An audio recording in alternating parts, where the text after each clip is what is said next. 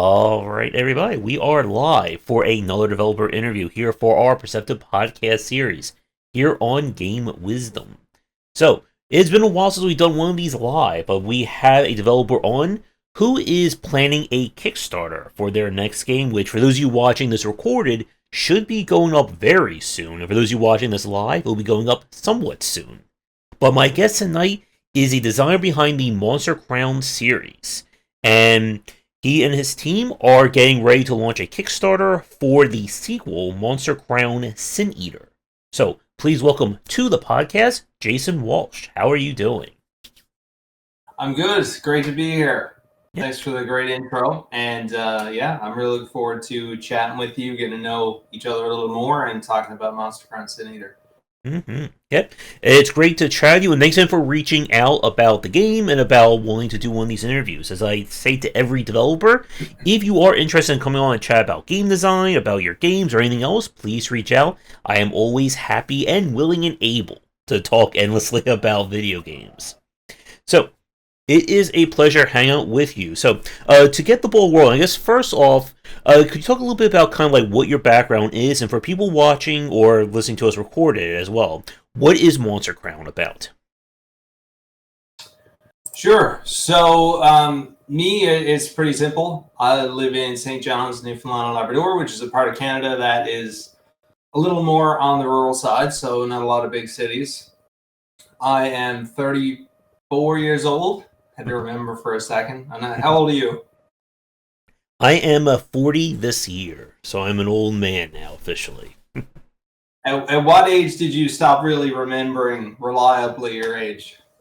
Oof, I think like about 2-3 years ago. I think when probably like around COVID, when that just like knocked everything out of alignment. Yeah, maybe it was more related to that than the age, because that's about where it happened to me too. I just wanted to initially create a little crossbreeding demo. So I grew up playing Pokemon, Dragon Quest Monsters. They're both awesome.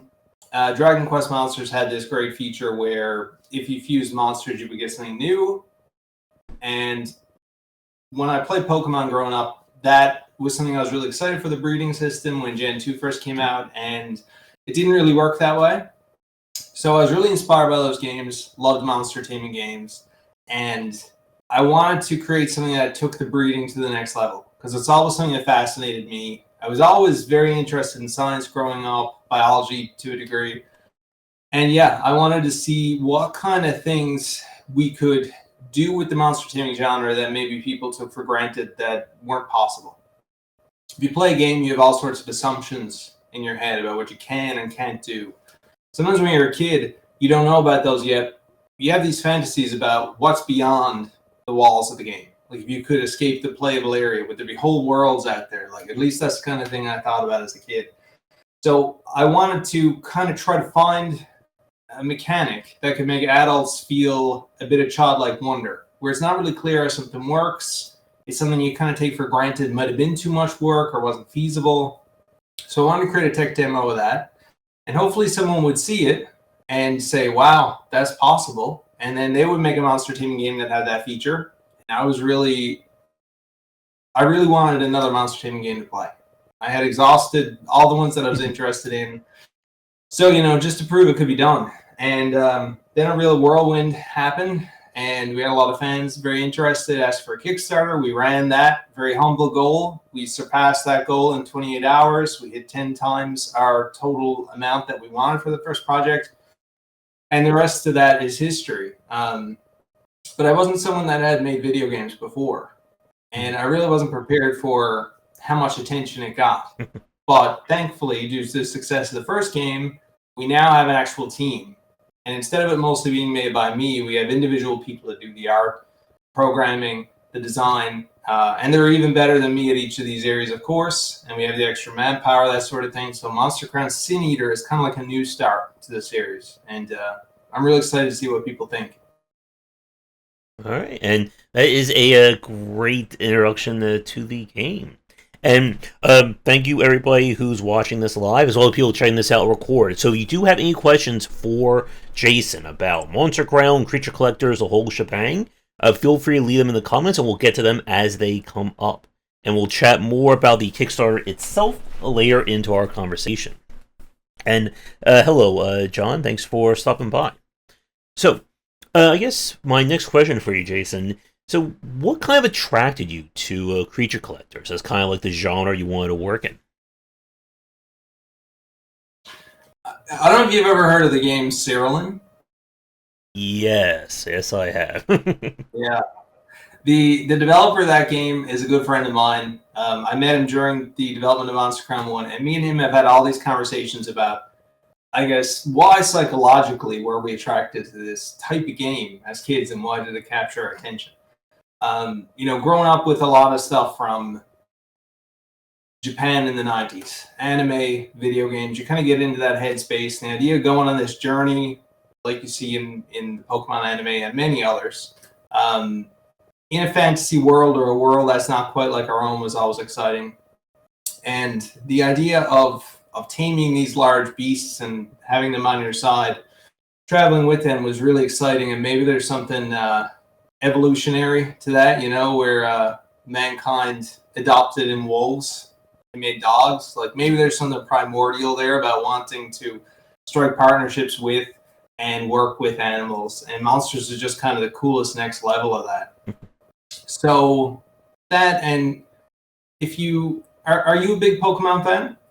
I've played the series like on and off. I think I was more into like Shin Megami Tensei more than Pokemon. Gotcha. Okay. So in the first Pokemon games art and a lot of these 90s animes and games, you often had this kid that kind of looked like they were tough. And when you're 9, 10 years old, there's cool kids. Maybe you're not one of the cool kids. You want to be cool. You want to be tough. You want to prove yourself. And you see these kids with these big monsters, and they got the smirk on their face, like they're totally confident because they're actualized in that world.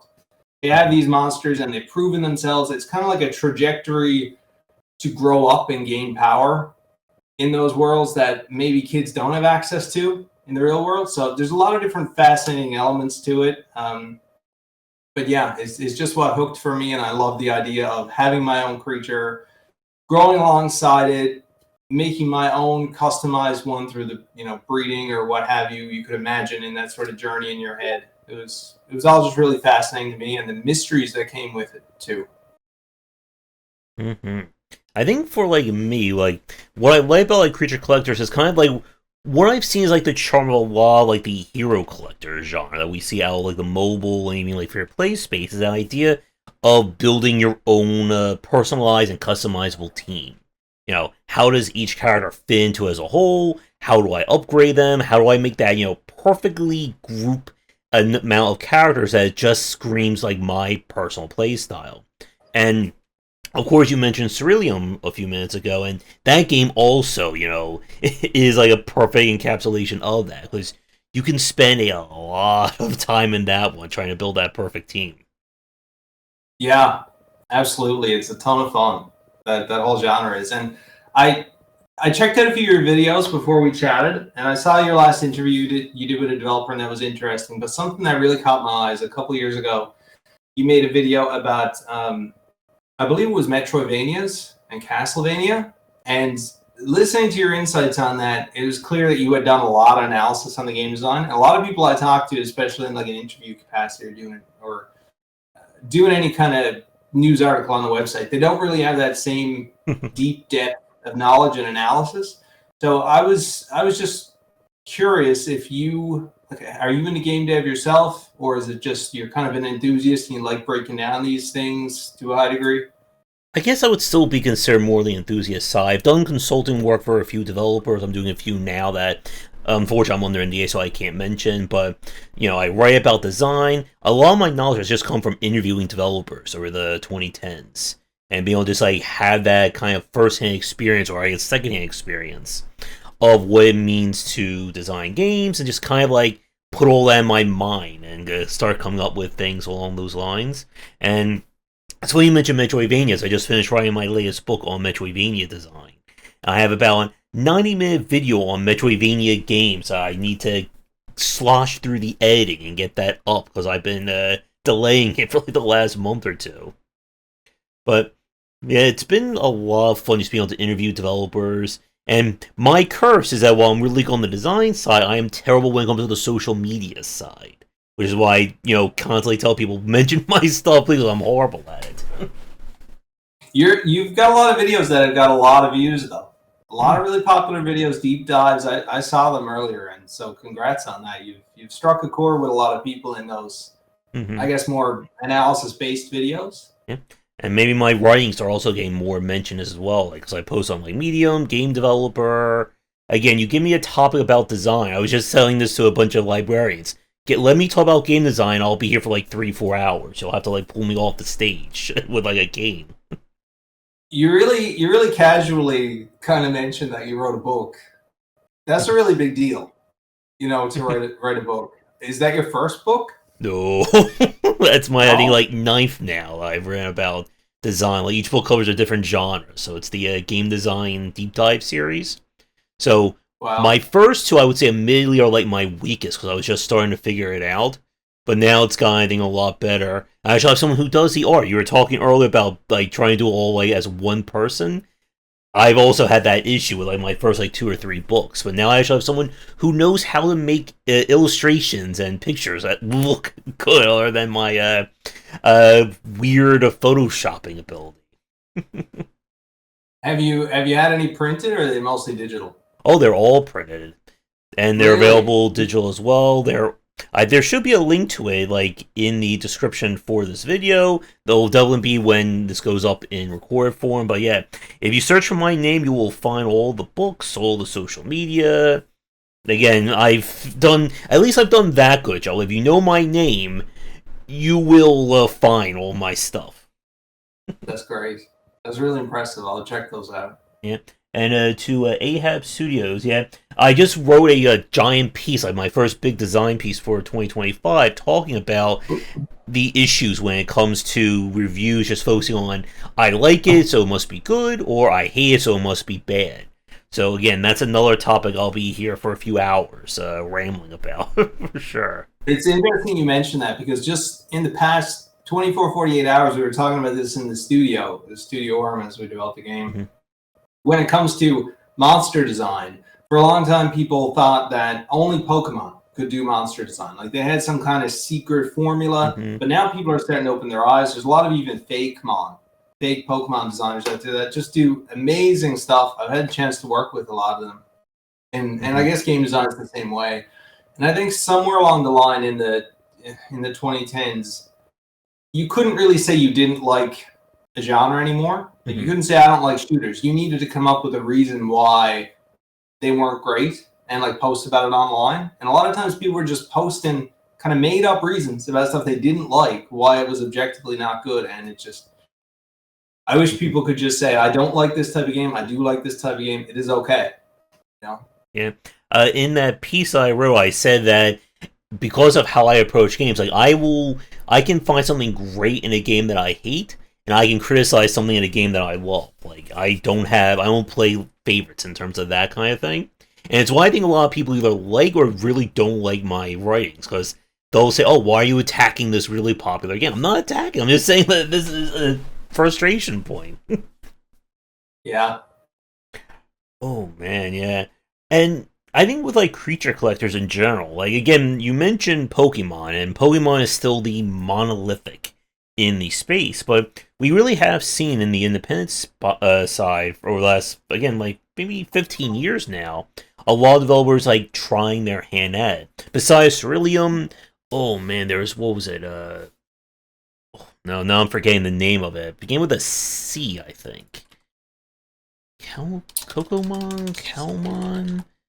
Oh man. In recent years? Or be. Back like when Coromon. Yeah, that's it. That's the recent one.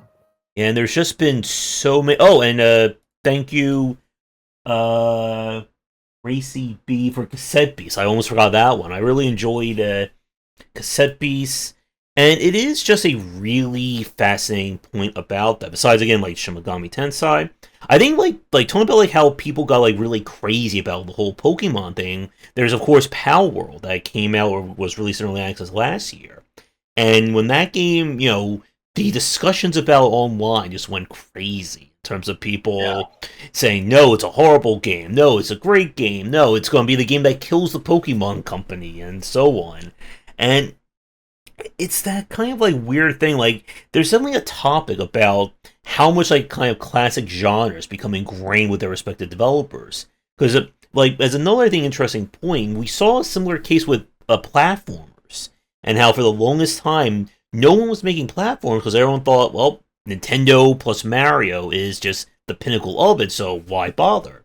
And then in the 2010s, we've seen so many amazing 2D and 3D platformers, much like with Metroidvanias, that you don't really need to just focus on one developer anymore. There's just so many varieties of that design.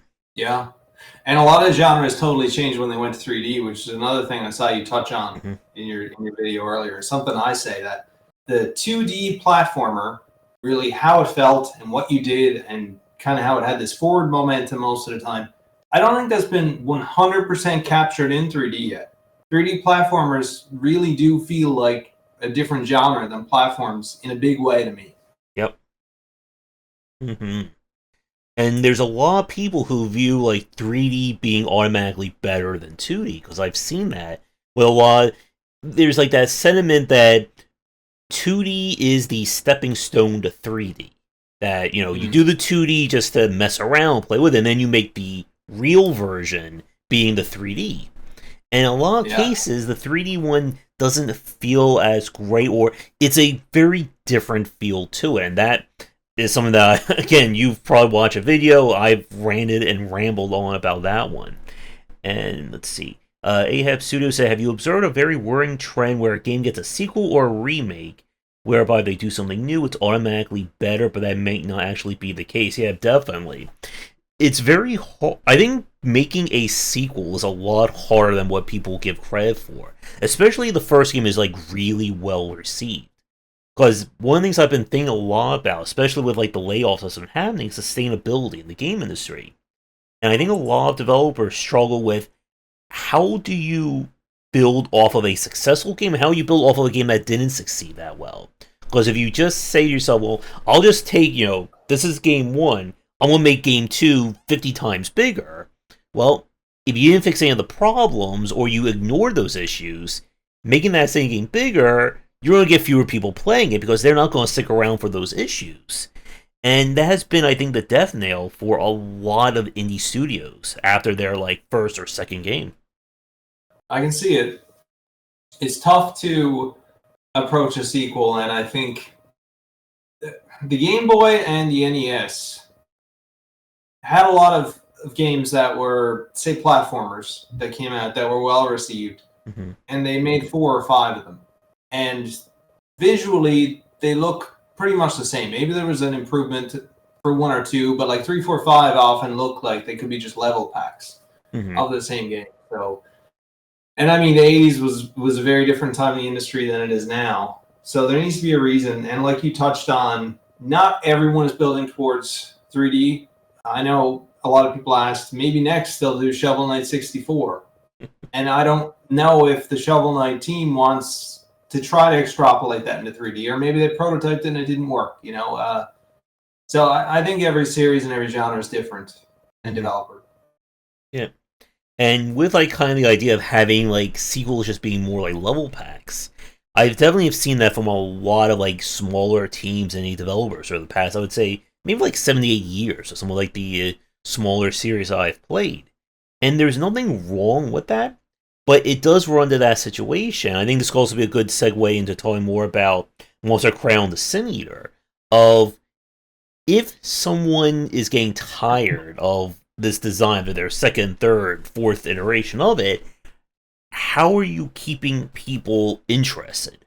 Because if everyone loved your first game and you're making like the 7th, 8th version of it, why should they keep, you know, investing in that? They could just go back and play the one they really did enjoy. Yeah, it's a great point, and there's a few different ways to take it, I think. Some developers lean into it where they want to create the one ultimate version.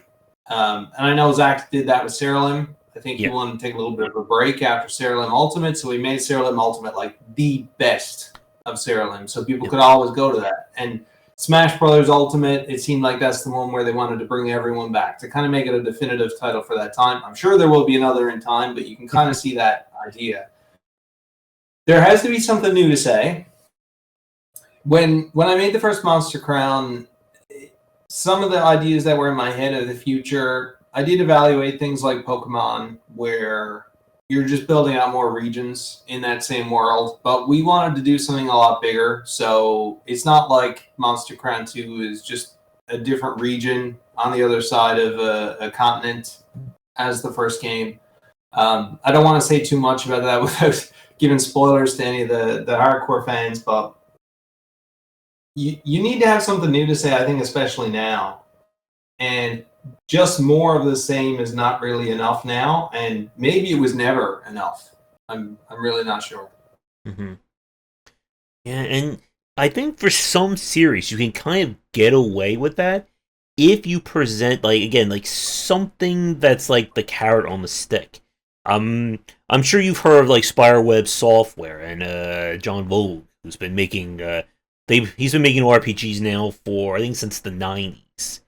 And his studio focuses on like pretty much the same exact art style, almost the same exact mechanics with some slight variations from game to game.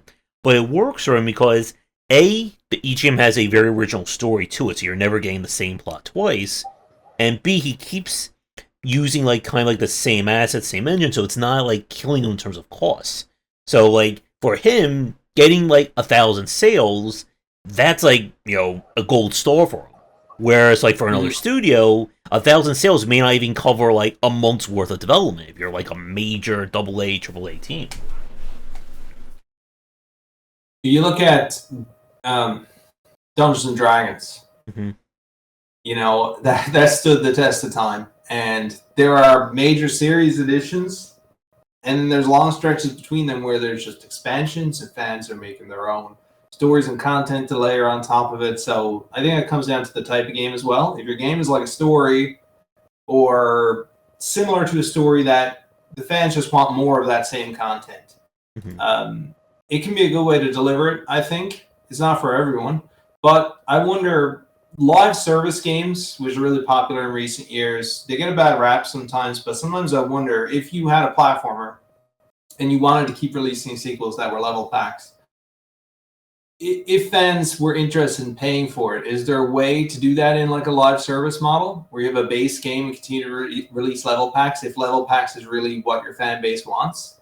Is that the smarter way to go, or is there still something to be said about individual packaged components? Does it need an upgrade? It's really getting into game philosophy now, I think, which you might be more of an expert on than me. It is very tricky. I think for live service in general, people like kind of like the piecemeal approach that, okay, you know, I enjoy the base game, they just put out a new continent, new series of levels, new monsters, whatever, let me throw $4.99, $10.99 at it. But it is, like, this was something that I wrote about last year, that it always, I think, has a declining effect. Because when you're like 4, 5, 10 years into like one game, it's like, okay, I've played 700 levels or 800 maps. Do I really want to keep spending money for another 50 maps that I've already, in some way, shape, or form, have done? And I do think, like, the whole myth of the, like, endless game, I think, is finally coming to an end, no pun intended. I think people are just realizing, yeah, it's great to have a game that has 5, 10, 15 years of content, but do I really want to spend 5, 10, 15 years of my life playing one single game? And again, like, you're talking to someone who, over the last month, I covered Steam Next Fest, and I've played about, I think I covered about 75 to 80 games with all the Next Fest videos, and that's nothing. There's still, like, what was like 1,000 or 10,000 demos that was going up from Next Fest. Wow. There's a lot out there. Mm-hmm. And it's also why, I think, going back to your earlier point about, you know, just doing the same thing over and over again is not really going to matter, or it's not going to be as effective. People have seen everything, and it just becomes a lot harder to make that game stand out. Balatro, I think, is a really good example of just doing something that no one has really seen like in that specific side, and really captured a lot of attention. And we've seen like this entire subgenre, much like with Vampire Survivors and Bullet Heavens, blow up just because it did that one little thing that no one else was really doing, and now everyone thinks that's the next, big gold rush. Yeah. I do feel bad for people that are genuine about things sometimes, because after Stardew Valley came out, there's money in farm games. That was the sentiment. And a lot of people rushed to make farm games. But some percent of them, I don't know, maybe 5%, maybe less, were really passionate about farming games and made them and put them out there and got the label, no doubt, of just someone else trying to jump on the bandwagon. Yep. So yeah, in an ideal world, I think people would only make the game that they're passionate about. But there's so much with algorithms and studios that pump out a new game once or twice a year, or every second year. And the algorithms benefit new games much more than DLC or expansions. So yeah, it's a complex topic. I'm not really that knowledgeable about indie development as a business. I'm kind of just the Monster Crown guy. So, I think like there's a greater topic there about just how much the business side, I think, has become more and more. It's hard to say it's become more important or just more prevalent when it comes to indie studios these days. I think a lot, like over the last years, I've been thinking a lot about Strange Scaffold and how they've really been like blowing up in terms of trying to not only make things sustainable, but just say, hey, we have this really cool idea. Here, try it.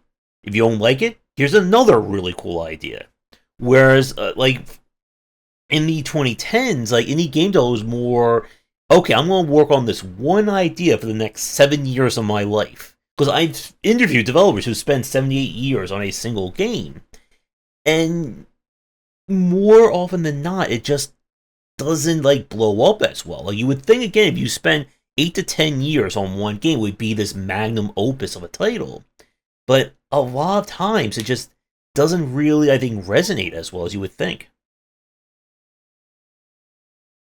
I hope that anyone that's going to spend 5+ years on a game like I did, Monster Crown 1 was 5 years, you're doing that because that's the only thing you're interested in making, not because it's something you're doing as work or a chore and you hope it takes off.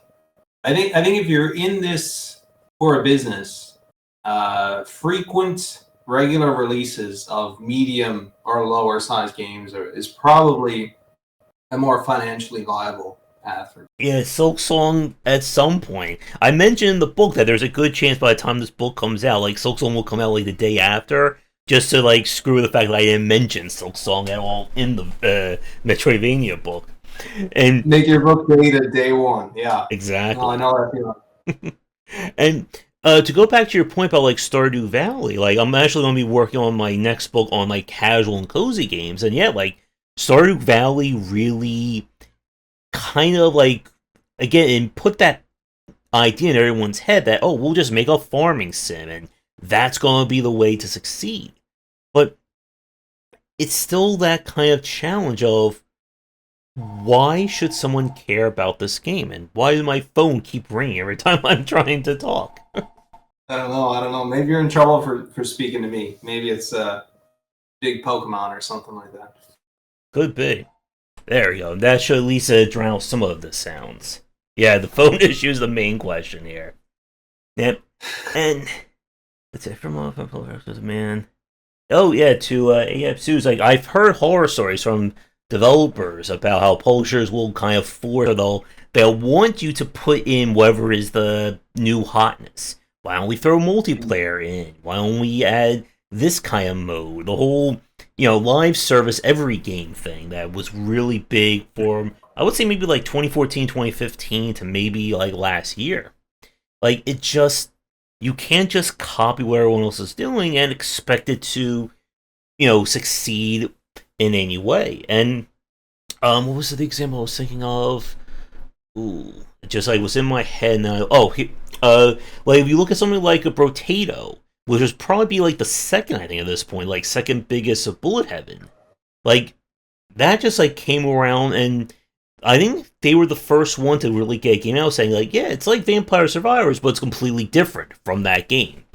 And everyone else is just still trying to chase it. Just like with Balatro, and I've said this before, like there's this whole cycle of indie development that you can just look at. When one big game comes out, there'll be 10 to 15 games, similar to it in the next 2 to 3 years. Yeah, and I gotta wonder sometimes, because when it comes to the industry in general, I can be a bit cynical and a bit of a realist, and people don't like to share their sales data unless it's really good. And if you got any kind of NDA with a publisher or similar, usually your sale numbers aren't coming out. Maybe a specific milestone or something that you're really proud of. But if publishers who have more access to data than any indie dev, because they publish so many different games, if they see the benefit in chasing these trends, I got to wonder if they got the numbers to back it up. And that if you do chase these trends and put out a game quick, even if it's not great, it's financially a good move. It goes against the spirit of what I want to do as a dev. Maybe you want to see as well in the industry and developers, but maybe a hard reality about that is that is a really good move financially if you can live with yourself doing it, I guess. Yeah. I mean, when you see like these like very like weird or just like very like, I would say like pop culture or like very like contemporary games like blow up, it's very hard not to try and copy that trend. And sometimes you do get a game that does something differently or stands out, but more often than not, it will never, I think, resonate as well as that first game. If you look again like to something like a Balatro or Slay the Spire, no other deck builder, I would say, has really had as much of an impact, or at least market-wise, as Slay the Spire, despite there being so many amazing examples that have come out afterwards. Yeah, I think there's often an authenticity in the first one. Mm-hmm. I don't think the monster taming genre really has an equivalent, because I don't generally see people making those for a cash grab. It seems like most of the developers I know that are trying to make a serious game, their heart really is in it. But you're certainly right about a lot of games. I mean, how many Flappy Bird clones came out right after Flappy Bird? And why did Flappy Bird succeed? I don't know if anyone can really answer that question, because it's not a big revolution. It's you're probably old enough like me to remember the helicopter game, where you just hold the space bar and it goes up and down on your screen. I mean, Flappy Bird's just a slight iteration on that concept. So yeah. I don't know. I just know that I prefer, if I know that a developer really cares about and has put their dreams into a project, that's what's interesting to me. And I do feel bad for people out there that have to try to make a go of it full time. For me, I do it as a side thing. So I do have a main day job that is not game development. But luckily, we do have a team that is focused on this in a bit more of a full-time capacity. So that is great. Yep. And Racy B in chat says, Bala, Joker, Poker, Farming Sim next. Don't joke, because there's probably someone who's doing that very game at some point.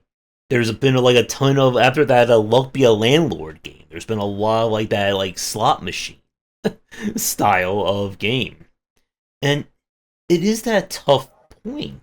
Like, I've interviewed a lot of developers, I've talked to developers who like come out of college or first timers who their very first game is, their big starry dream like mega project. And it's kind of like very conflicting in terms of advice. Like, some will say, make that one game you really want to make because it's the one you're passionate about. Others will say, no, save that one, work on smaller ideas, work on, just get games out the door so you can then build up that skill base. And it can be, like, again, there are developers out there who vehemently oppose, the business side. Like, they don't want to be that developer who's only chasing the latest trends, who are chasing whatever is big now. They just want to make that one dream game. But the problem often is that one dream game never turns out as amazing as it does in your head. And then, again, it's like, what do you do after that point? And for a lot of like smaller developers, they don't have like that answer. And it's unfortunate because I've seen so many smaller teams get shuttered, after their first game or after their second one. Yeah. I think anyone that's making a game, if you've made more than one game, you probably know just as much as me or more. But if you're still working on your first game or you're hoping to dive into game dev, I would say really understand what you want to get out of it. Mm-hmm.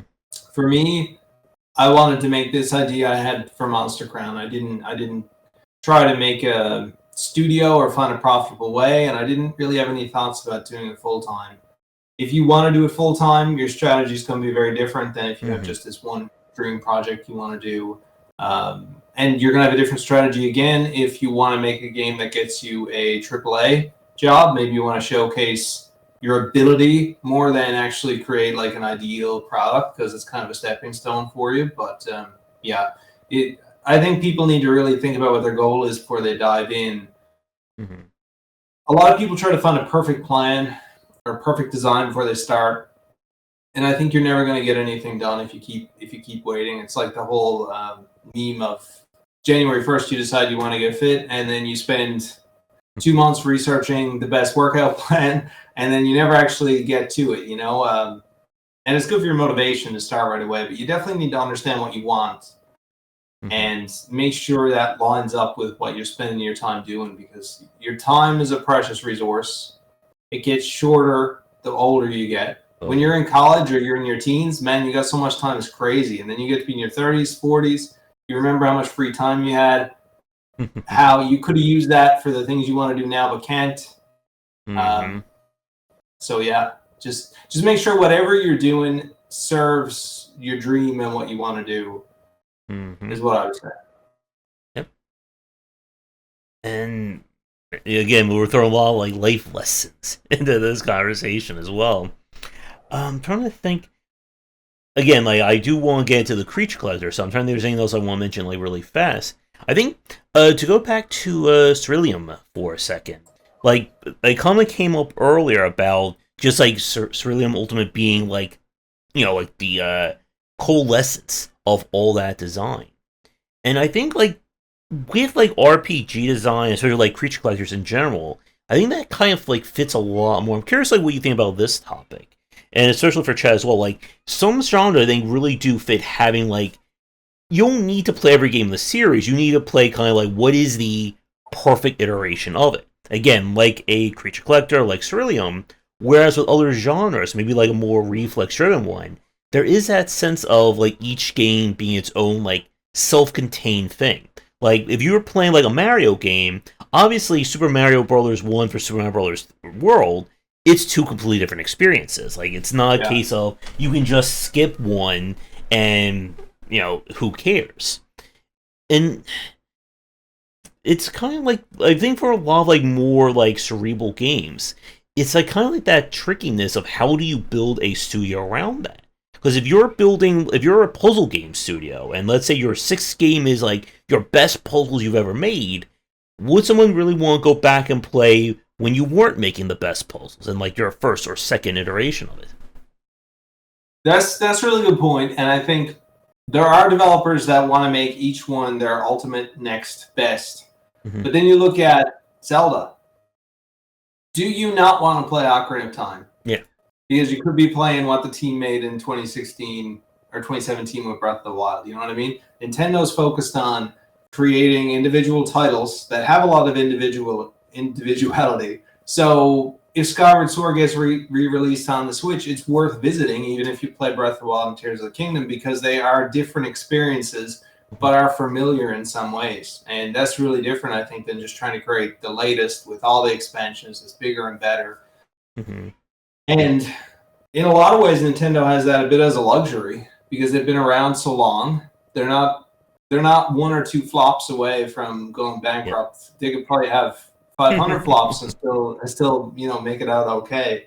So that's part of it too, and that comes down to growth. And I think ever since 2014, 2016 sort of era, I think intellectual property, IP, is probably one of the biggest things in the world, because people can make games. If you got a great game idea, cool, someone can clone it faster. And if you've got a movie or comic, someone else can do it higher quality, they can do it faster. Like, it's almost definite. But if you've got characters that have a place in people's heart, in people's mind, people are going to show up when you've got your next project out. And it doesn't have to be better than all the previous ones. It can be just different, so they each have their own value. So, and things are getting so crowded, it's harder than ever to have an intellectual property that resonates with people.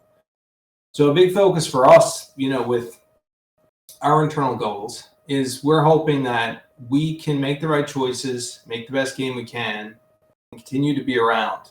And we've got some really loyal fans, and I know that they're going to love what they see in Monster Crown Sin Eater even more. And I hope I'm still delivering great Monster Crown content to them in a decade.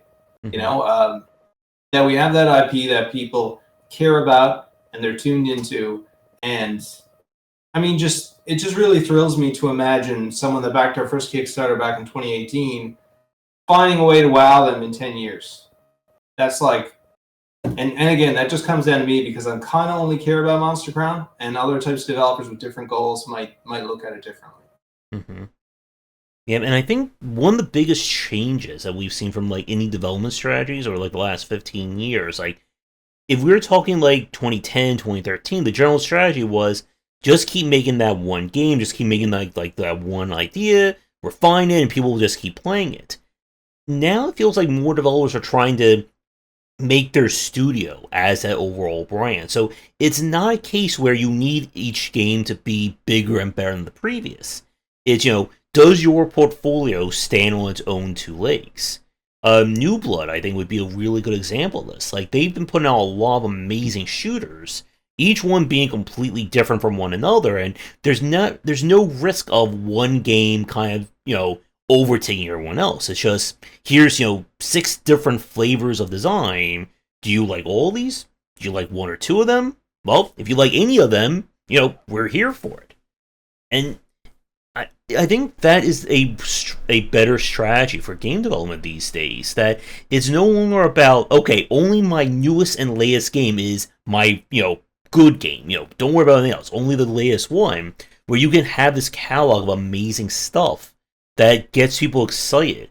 And I think to what you were just saying about, like, people want to, I think, have that resonate with a studio. They want to know that, sight unseen, if you are working on this, I'm here for you. I don't care anything else. You're making a game, take my money, please. And people, well, I guess there's two sides to it. The consumer-centric side of it. If you've got a game studio and people know you put effort into your games and they're in a good state when they launch, which is something that, is a priority for us. We want to give people confidence, especially with this demo. If they have any reservations from Monster Crown 1, they can pull the demo, play for 5 minutes. You're going to have your answers. You're not going to need to trust us on it. You're going to know right away. So consumers do look at game development groups like Nintendo. And if you buy a game, it's not going to be buggy. It's not going to be super short. You're not going to feel ripped off. You know what to expect. So you build up trust with that developer. On the developer side, I think there's an appeal to have a studio or brand, because people imagine these 90s, early 2000s powerhouses that had all these different IPs and they were all great. And who doesn't want that, right? Who wouldn't want to have 5 or 6 different IPs that people love, that they keep showing up for? That would be amazing. But I think the only way to do that right now is slowly, unless you've got a ton of money. Mm-hmm. Yep. And it's not something that you can just rush into. You can't just have your whole business plan come down to my very first game I've ever made. It more often than not doesn't work that way. But as a quick time check, we are about 45 minutes in. And I know we're originally going to set this for an hour. I think we're going to definitely go more than that. I do want to switch and talk a little bit more about... I do want to focus a little bit more on Creature Collector design, and then talk more about Sin Eater. But, yeah, again, and thank you for the chat, for the comments, and again, if you have any questions for Jason, feel free to post them. So, I guess to kind of, focus more on Creature Collectors for, the next few minutes, in terms of the design, I want to get your thoughts on kind of some of the more interesting aspects of like the balance element of it. Because again, like with something like with Monster Crown, I know you promote kids screaming outside my window. Maybe they're really excited about Monster Crown. Uh, like a huge aspect of it kind of is the cross breeding system of being able to again take two characters, you get a new one that kind of shares like the skills and traits and all that of the other one. And balance in these kinds of games, I think this also is a really good comparison with Ceruleum. That it can be very tricky sometimes when you start throwing in, dozens, if not hundreds of monsters with all kinds of different skills. How do you approach building a game like that? Like in terms of like having comparable challenges, because you can throw in, if a person says, "I'm just going to build my entire team out of fire monsters," and well, if I have a boss that's completely fire immune, is that player just completely SOL? Yeah, that's a great point.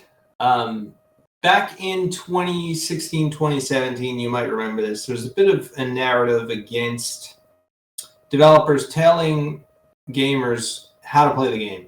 Mm-hmm.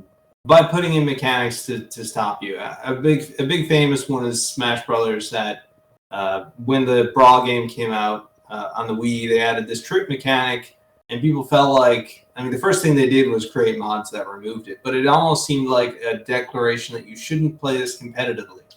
Mm-hmm. So Monster Crown was designed with freedom first. Whatever gave people the most freedom. And so I imagine people playing Monster Crown and never touching breeding. Just taming wild monsters, going through it. If that's what you want to do, great, because we built in mechanics like the card dungeons, trading with other tamers, that you can literally get a lot of crossbreeds, encounter all the monsters in the game and all the crossbreeds without ever touching breeding, because I wanted to give people that freedom. So the game was balanced to be very difficult if you never bred any monsters. I thought people might do an average amount of breeding, did some testing, and it seemed like that gave it a bit more of a fair difficulty level. But the top game design element was freedom, so people could do it however they wanted. So in a way, the first game was set up that if you were whatever you would call a gamer that's equivalent of a PC power user, like a hardcore player, that you were going to be able to just create whatever you wanted. And I thought it would be thrilling enough that people could go in there and create anything. I was not prepared for the amount of hardcore fans, people that knew RPGs so well, that went into this game with the thrill to make something totally overpowered. And if there was something in the game that prevented you from being overpowered, they were going to explore every possible option to try to get around that. So the game was built with total freedom, that if you got enough items, and you got enough resources, and you got enough money, you could breed the best stat of every monster onto one monster. And you could have a full party of that monster, and maybe they each have different moves, but the ideal team could look the same across multiple players, and if you did train to that degree, the game would be very difficult. We had early access release. The very first chapter only brought you up to the second, third town. People played that, they grinded like crazy, they had these total powerhouses made, and they had them leveled up to like level 100 or so. And then when the next expansion came out, expanding it, they said, the game's too easy. That really cracked me up. I thought, well, of course it's easy. I never imagined someone actually playing the game that way. So with Monster Crown 2, I will say that we've got Kyle and Ahab. Ahab is the game director. Kyle is the programmer. And they are wizards at game design, especially battle systems, which was a weakness of the first game. So Ahab has these amazing ideas and the experience tuning battle system, and Kyle is a math wizard, so he can run the calculations and make sure everything works out. And together they work together to create a system that is difficult, rewarding, challenging, that still gives you a tremendous amount of freedom. But you still do have to make some judgment calls on balance. Like if you want a monster to excel in this way, not the other, rather than everything being 6 across the board or 9999 across the board, which really is less interesting. So I think they found a great way to find a balance, but make it challenging and make it really intriguing for those super players who hit a wall and they get excited because they want to climb that wall or get around that wall or take down that wall. So I think the answer to the question for balance is just having the right people. that know it. They know that inside out. For me, the breeding system was what I was all about from the start. So now we have people that know the other areas of the game just as well as I know breeding and giving it their best. And based on the beta testers of our demo that releases on the 25th, it seems like it's quite a system that they're having a blast with. Yeah. And like what you said, it reminded me a little bit of playing like the original Disgaea from what was it, like early 2000s, where you could play the game as just a straight up strategy RPG. You don't have to worry about all the fusions, all the character progression, and it's a fairly challenging game in that respect.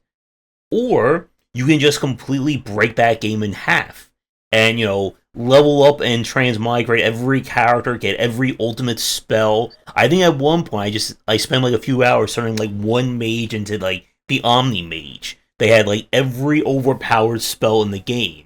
Like, I didn't need 10 mages. I just have this one character that has like 10 million mana and just throws like Omega level spells every turn. And it works. Like, the game allows you to do that. But as you said, I think what we see, like, there still has to be some kind of like through line. There has to be some kind of balance, like, for someone who doesn't want to do that, who's just maybe in for, I'm just gonna, have like one character each team, or I'm just have like one character who does everything. Because again, like, as you said, I'm sure everyone watching knows, gamers are really good at like trying to break things. Like, if you tell them like something is impossible, or how many YouTube videos of, can you play this game without running? Can you do this game having 20 jillion health points? They will figure out how to do that. Yeah, and I'm such a hypocrite because I'm describing fans causing issues by trying to do the impossible.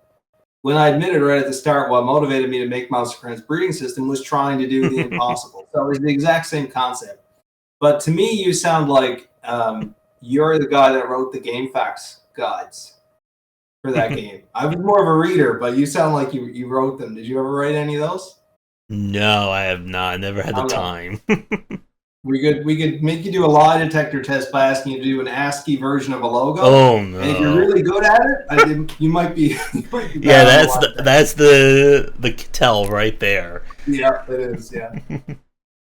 And yeah, like the two Jason's comment, players will optimize the fun out of a game. Not oftentimes by accident. They'll just do it just because. They'll try and figure that stuff out. And to go back to a point you were saying earlier about having like DLC and additional challenges, that's also, I think, a very like interesting play for any kind of RPG. Because do you design content, and like to even bring this into like live service games, do you design content for your Uber whales, for the people who've been playing this game, day in and day out for the last 5 years? Or do you try to create stuff for someone who is new or maybe like on that line? Because there are pros and cons to both. Like, if you keep your, hardcore fans happy, they'll keep supporting you. But in every live service game, there always comes that point where people are just like, this game has 8 years worth of content, I just want to start playing it now. How the heck am I supposed to do that? Especially if it's a multiplayer game, because there's nothing more fun than starting a multiplayer game, and your very first match is someone who's been playing the game for 5 years, and they have like every single like overpowered character, and the match is over in like 2 seconds. Yeah, and it's like the saying: if you beat them, they're a noob, but if they beat you, they have no life. Yeah.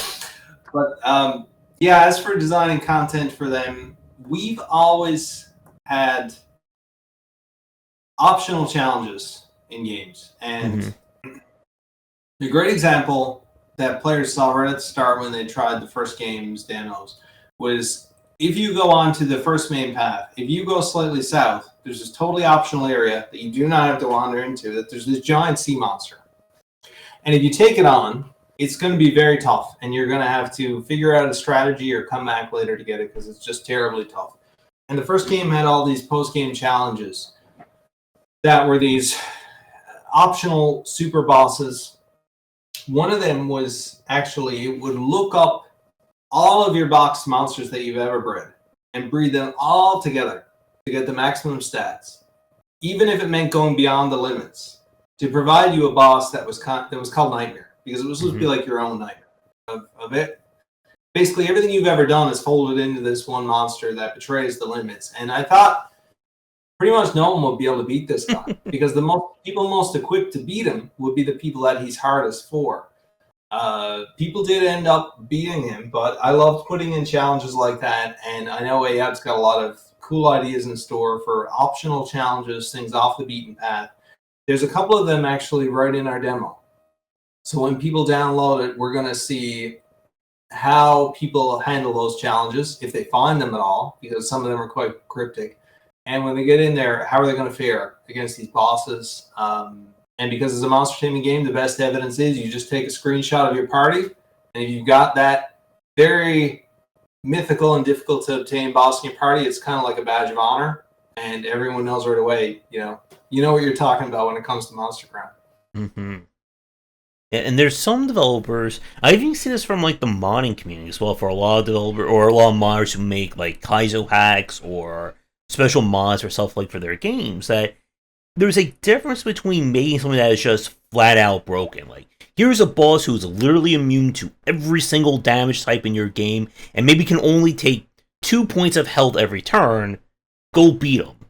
Versus design like a very interesting and engaging fight. I recently tried the mod Super Mario RPG Armageddon, which is a fan-made kind of hack for the original Mario RPG. It's a completely kind of rebalancing and reimagining of it. And they kind of work really well in terms of, here's our base content that's going to be a little bit hard, here's our optional content that's going to be extra hard, and here's our ultra-masochistic content that unless you are, the ultimate pro at this game, you will never be able to achieve no matter what.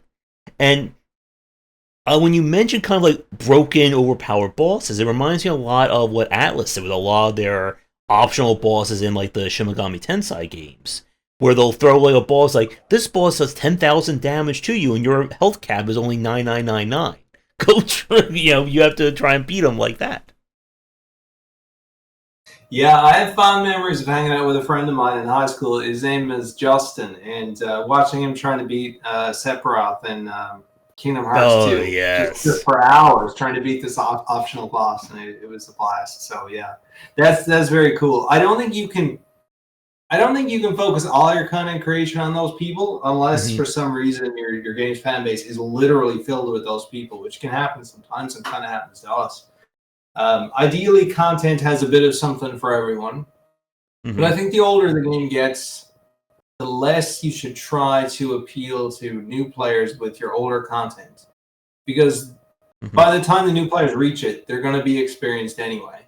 And to me, continued support like that is just like a celebration of your existing fans. If there's people that still show up, still care. There are people on our Discord server that are still doing breeding projects from the first game, years after release, and just you appreciate people like that so much just for enjoying it so many years later. I think making content for them is both a great way to show your thanks and just like to honor that you built something that people stick around that long. It's really important, I think. Yep. And trying to come up with like interesting ways of like challenging someone with new content. There's always, I think, like a end of life on that, because at some point you're just going to run out of ideas of how do we make the umpteenth ultimate final boss the real ultimate final boss. And yeah, I think creatively, like every game developer is a creative at heart, and you've got certain ideas and dreams inside you and things that excite you that you want to deliver to the players. And I like to think, and for me, when it comes to making more content, if it's no longer exciting to you, you feel like you're not offering anything new, and maybe the fans can kind of detect that a little bit and they're ready for something more, something different, I think that's a good time to reevaluate your approach and see if a new project might be the right call, whether it's something in the same series or something new. But I think it's best when the development is fun. It's not always fun, obviously. There's times you work very hard, but as much as possible, if it's fun for the developers and it's fun for the fans, that's like the ideal. Yep. And the consumer will generally, I think they have a good job of feeling when the developers is kind of like still in it, or when they don't have the heart to keep putting out 27 more DLCs and stuff like that. I guess as a kind of a design question for you, with kind of like balancing or like kind of like getting more like the design of the different creatures in your game, how do you approach that? Because there are developers who we've seen like in terms of creature collectors, every monster is its own unique thing, and maybe they only have like 20 to 30. Maybe they'll have like 700, but it's like different shades of like, okay, here's the blue mouse looking character, here's the red one, here's the yellow, the orange, the purple, and so on. And like with creature collectors in general, it is a genre that I'm sure you're well aware. I'm sure as the people listening to us are well aware of. It can spiral out of control in terms of the amount of content that you can make for it. Yeah, that's a great point. And early on in Monster Crown, and I recently wrote this art book that kind of does a full behind the scenes that I share with the backers from the first project. Maybe I'll make it available someday to more people. But it details that when Monster Crown first started, it was ambitious to create all these crossbreeds, but in the beginning they were just sprite edits. And so you would take the same monster, its body was 60 to 70% the same. You're drawing on new parts, removing some parts, changing expression, whatever. But I didn't want to do palette swaps because that just felt cheap, because I was asking the fans to take this as new content. But I, as the developer, was not putting in the effort. I was just changing a hex value or what have you to change the color of the creature. So I think there needs to be a genuineness on both sides. I had no previous experience with art, so I loved the idea of doing more, but it was all I could do at the time. And we ran a fan design contest, and Shad created this amazing monster, which is Topsy in the game. Joined the team, and I asked Chad, can you help me design some of these monster crossbreeds? And for each one, he made a totally original design, sprite, everything. And I thought, this is amazing. This is a level up. I need to rise to meet Chad's level. That's the only acceptable outcome that's fair for the fans. Sure, it's a lot more work, but it's what the fans deserve, and it's what's going to help this game be valuable and worth the fans' times and the fans' time and the team, doing justice to what the team deserves in a game. So I really pushed myself to do that, and we have a terrible amount of monsters in the game. Like if you combine all the monsters and the crossbreeds, we have it must be 1,400 or almost 1,500 individual monster sprites in the first game. So yeah, it's the developer needs to put in the effort. And I think that's the least you owe to fans, for them to take your project seriously and really treasure each new monster as a new creation. And I think today people are just very excited to see any new monster or crossbreed we make. They isolate it in pictures of trailers, increase the brightness and contrast to try to get a better view at it. They guess what monster it might be related to. And I think that comes after a lot of those decisions. And I'm excited to this day whenever I see that. I just saw it last night, or the night before, actually. We're honestly a lot of like the fandom of the Monster Hunter games. Like when there's a new trailer, they'll try and stop and say, okay, is this who's this monster? Is this one that was in a previous game? Is this a new one? Is this a reskin? Is this a brand new take? And I think like with RPGs, like any kind of like character driven game in general, I think that's like a major point about how people can become very attached, or they can resonate with their favorite character, their favorite new monster, favorite new hero, whatever. And that obviously gets tied into the marketing when you can, show off, okay, here's a new version of this, or we're bringing this character back, or we're, adding a new version of this one. Yeah, there's a lot of content out there that covers the Pokemon series, and there are pages on, I think it's Bulbapedia, which is like the fan wiki, that show just individual snippets of offhand, almost off the edge of the screen Pokemon that were drawn in the anime, or the comic books, or on the cards, or like teased on a website at some point in a silhouette. And I was really excited to see these myself, wondering, is this going to be a new creature? Is this going to be that? Is this the story behind X thing?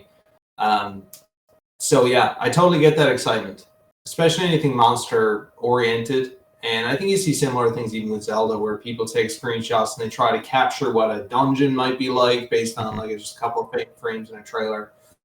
So it's all very exciting, but I think it only comes if the developer has put in a respectable and reasonable level of effort in building up what's there, because I'd hate to see fans looking at something and wondering if there's something more to it when there's not. A great example in Monster Crown is the Dracoil egg, which is one of the starter monsters in the first game, has this symbol on it. And in the game's lore, it tells you that it could reference a prophecy. And there's a very real reason for that, and people are going to learn it someday. And so people are analyzing this egg, trying to figure out, what does it mean? What does it show? And in Monster Crown Sin Eater, when you get a Dracoil egg, it's blank. So something has changed. Right? What is that? And I would feel horrible if fans were digging into that and there were no answers. It was just like a red herring. But putting in those things and they there is something behind it is very satisfying and exciting to see fans start to pick away at the mysteries. As someone who plays all the Project Moon games and like the crazy amount of lore that goes in them, and seeing like the fan base dissect every little piece of it, I can certainly attest to that point. Yeah, and that's the big reason that when Ahab came to me wanting to make the next Monster Crown project, because I was really sick at the time, and there was no plans on my mind to make Monster Crown 2 because, and I mean, I'm still sick. I couldn't make a game now. I have a disability. That wasn't the case when Monster Crown 1 started, but he really wanted to make this game, and one of the first ideas he had was a total revamp of the dialogue system. So in Monster Crown 1, you talk to someone, you get the text, maybe after you've spoken to them once, you unlock more text, maybe not. But he's developed this whole branching dialogue system that a huge wealth of the NPCs, I'm going to say maybe the majority, you speak to in the game, you're selecting the options of what you want to say to them, and it can be multi-layered like that. And there's so much lore and history baked into that, and Ahab is a fantastic writer. So yeah, I hope people really enjoy that. And we also try to do a bit of that term environmental storytelling as much as we can. Nice. And it's like that level of like world detail, I think, is another one of those things that people don't necessarily think about it when it's there, but they can definitely feel it when it's not. That sense that there's a connection to that, it feels organic rather than just a developer, copying and pasting the same room, or they're just stitching like 10 different stories together and there's no real connective tissue to it. I think that's always been one of the draws of some of the more like story-driven RPGs. One series I got into like over the last 5 years was the Trails in the Sky series. And like each one of their games in terms of like their trilogies are connected. Same cast of characters, same general area. So like you can run into people in game number 2 that you spoke to in game number 1, but now, there's a completely different story because, well, the actual plot of the world has moved on since that first game. And it just feels like really, I think it really helps get someone invested in the game, knowing that things are not just thrown in just because the developer wanted to check things off on a list. Like, there's a reason why you go here, or you talk to this person, and so on. Yeah, I love it when games do things like that. It's always exciting to have a game in a new world. But if you really love a game, you're always wishing that there was a direct sequel. If a game is like episodic, a lot of times it really resonates with you. You still want to see what happens after that. It happens to the characters. You hope for a callback or reference in a future game. I think people get so attached. It's kind of sad to leave a game and world that you love, and it's the same way with a TV show, right? You watch a TV show for a long time and it ends, and if those characters ever appear in something like a multiverse or any kind of revival, you're very excited. You want to know what happened to them in between or what's next for them. I guess they call it parasocial, but I call it just fun. Maybe that says more about me. Another design question I wanted to ask you about, like keeping with kind of like monster designs and monster balance, are kind of like the skills that you throw into games like this. Like, to go back to something like with Cerulean for a second, and even like going back to like Alice's Shin Megami Tensei series, there's a very wide line in terms of kind of skill design. Some games will have skills that are just, okay, this does fire, this does more fire, and this does even more fire. There's the whole argument over, do debuffs work on bosses? Do we have characters who just are flat out immune to everything? And it's like with a creature collector or any kind of like party-based game, it's a very tough thing to go for. Like a comment came up earlier about Cerulean, like they will throw broken stuff at you. Like the bosses do not play fair in that series, and it's by design because you don't have to play fair. If you want to build a party that can just omni nuke the entire enemy in the very first turn, you can do that.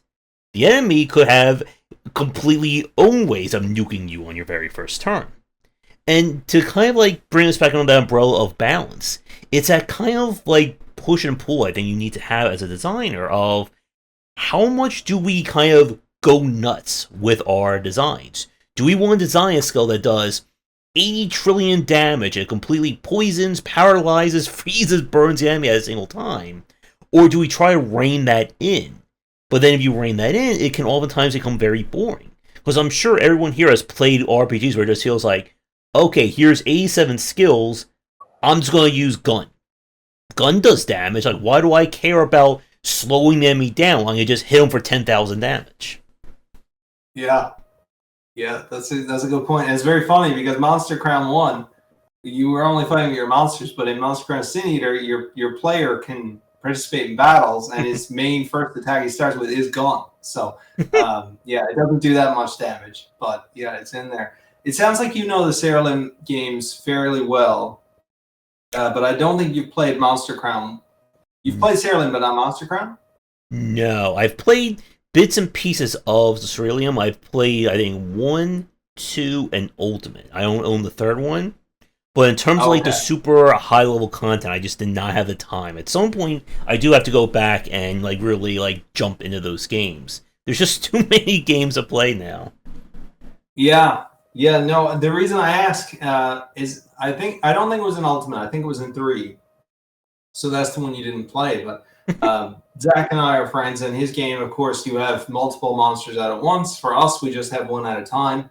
We did a crossover, and so our monster Tanukruk shows up in Cerulean 3, and the ability that Zach designed for it is very cool. It's like kind of meta, and it points out how our game works because it wipes out all the other members of your party to boost Tanukruk.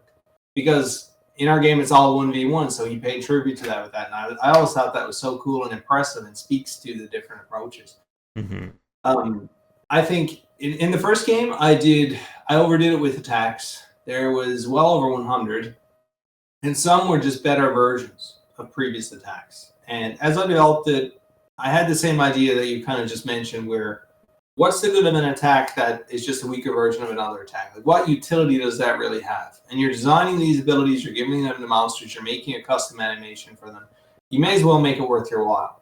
So as kind of a post-building solution to that, I did bake it into the breeding system. So an example was Swipe. And if you bred 2 monsters with Swipe, they will get the superior version of that, which is Full Slash.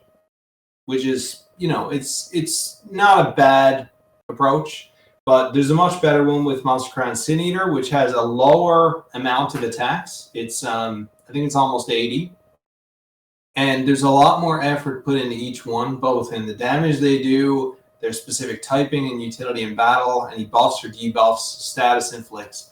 So Ahab has put a ton of effort into designing each attack to make them unique and worthwhile. There's certainly still going to be early game attacks and late game attacks, but you really don't see that situation where you just get an obsolete attack after a certain point.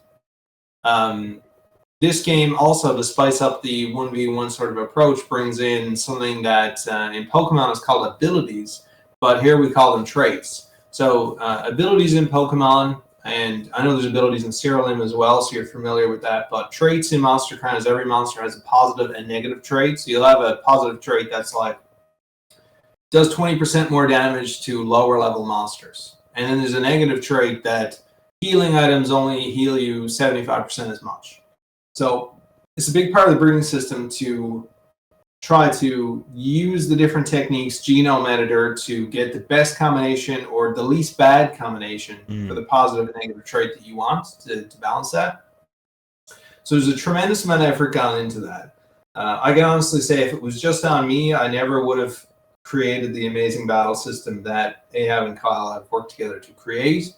And Sour Apple has done such an amazing job on animations and Game Onion on sound effects. I have to call out all the great people on the team because there's so many that go into each feature. But it's really special what he's put together, and I can see that unfolding before my eyes as we watch people play it. And I think like having like very punchy skills is something that has become very big, especially in a lot of roguelike games or again like any kind of RPG.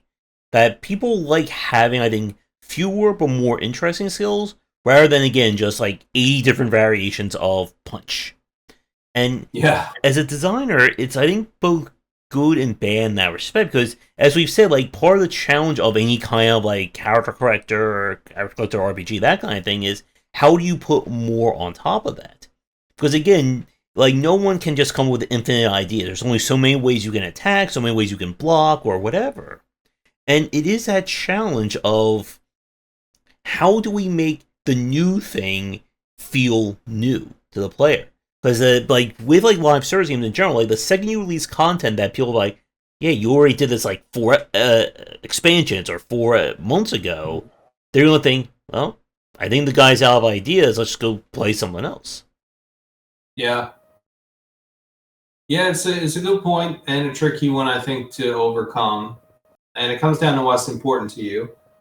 For me, I would say that if your heart's in it and you believe in it and you have a history of lining up with the fans and what you think is cool and what's a nice extra and the right degree of content, the right degree of depth, as long as you're still feeling it, you can't go wrong.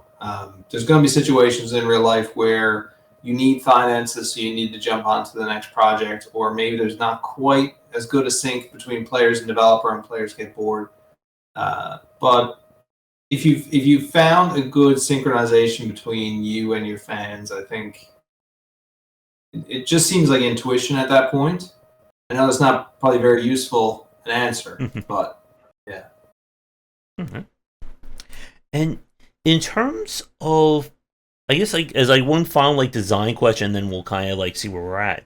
In terms of like from the enemy side or designing enemies in a game like Sin Eater and Monster Crown, how do you approach like what you're testing the player on? Because again, this is something that goes 80 million different ways. A lot like of my general complaints like the original Pokemon was felt like the story content just didn't really feel all that interesting to play. Like the real meat doesn't occur until you finish the game you're doing the post content. Whereas with something like the Shin Megami Tensei games, they'll hit you hard like the very first bit of story content. Anyone who's played Shin Megami Tensei Nocturne can attest to that in terms of like some of the early bosses just are like, hey, did you learn how to build your party? No? Well, it's time to get smacked down really hard. So, like, from like your approach and like the team's approach, like, how do you build like the opposition to the player? That's a great question. In the first game, something we ran into during development is after you pass the first town, before that, it's really kind of like a tutorial. So you're kind of railroaded along a specific path, and that's similar to Pokemon with the route system. As soon as you get past that, the game world totally opens up, and you can go in any direction.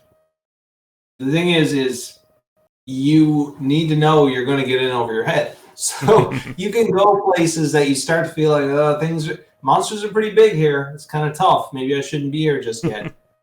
You're not going to be turned back. You're not going to hit a hard wall. You can keep going. You're going to get in a lot of trouble. You're going to get killed. Or maybe you can make it. Or maybe you have grinded or know the battle system so well that you can best that enemy that would have sent you back home or given you a game over. So in that game, too, we tried to drive that home extra by Tanukruk, who I mentioned earlier. If you go off the path too early, he will run at you. Like it's like a jump scare. He just appears on screen and runs at you faster than any other monster in the game to teach you. If you don't stay on the safe path, there's trouble. Don't do it unless you're ready for trouble. Now, if you like trouble, be our guest. There's plenty out there, but keep that in mind. So there's always optional challenges. Things tucked away, things that give you a sense of danger. Maybe the music is quiet there, or there's cryptic writings on the wall, but you know when you're headed to an area you're not supposed to go to yet. And we want to give people freedom to do that. That being said, the main boss of the demo, when you go up to the area that it says, if you continue beyond this point, there's a battle, and that's the end of the demo. And if you succeed, you'll see credits, and you can reload your save to before that if you want to continue exploring, but it is there. And that boss is very tough, and I've seen people fight that boss and get blown away, and you just need to put in the effort, figure out how you're going to get over it. Now, for me, in the first game, I always put in little ways to cheese things or ways to kind of cheat or alternative things you could do to kind of level up your monster to get around that challenge. But Ahab has put a lot of effort into this battle system, and he wants people to use it. And so I would say that if you're interested in a technical challenge that's going to require a bit of strategy, you're really going to like what you find here. Mm-hmm. And I think to the point about having kind of like the story content or tutorial content and the optional stuff, it's very, like, something that I see from a lot of developers is that challenge of, I guess, like, when do you when do you pull the parachute? When do you, like, kind of go nuts on the player like that? And like to go, like, as like the Tanger, like the Project Moon games, they're having that issue with, like, their latest one of how hard do we make story content? Because to go back to what we were saying, like, when we kind of got into talking about Sin Eater, there are people who, they don't care about the optional stuff. They don't care about all your fancy systems and all your, like, game-breaking stuff. They're here for, I'm gonna catch these creatures, take them into content. As soon as I see credits roll, my game is done. I don't care about anything else. And then again, you'll have those people who, they'll play your story content and they will use every broken, overpowered system that you provide them to crush that game. So it becomes that question again of how, I guess, like, how do you approach, like, the kind of, like, main game when you have, like, those two extremes of players?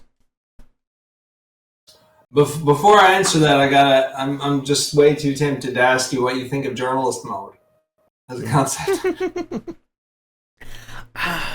Never been, like, long-time fan, so I've never been a huge fan of difficulty sliders. I always found that games that allow the player to make things easier or harder through gameplay to be better. I do understand the necessity of having, like, easy, normal, and hard. But, like, for me, like, the games I enjoy the most, like the Souls-likes, the roguelikes, and so on, like, having, like, one balance difficulty always feels better to me. Yeah. And I'm a fan of the Devil May Cry games, which are brutal the first one you play, and then they get reasonable after that. And when the latest Devil May Cry game came out, I had punched so many hours in Devil May Cry 3 and 4. I was really excited for 5. And I played it on the highest difficulty that it has unlocked out of the game, and I did find it quite challenging.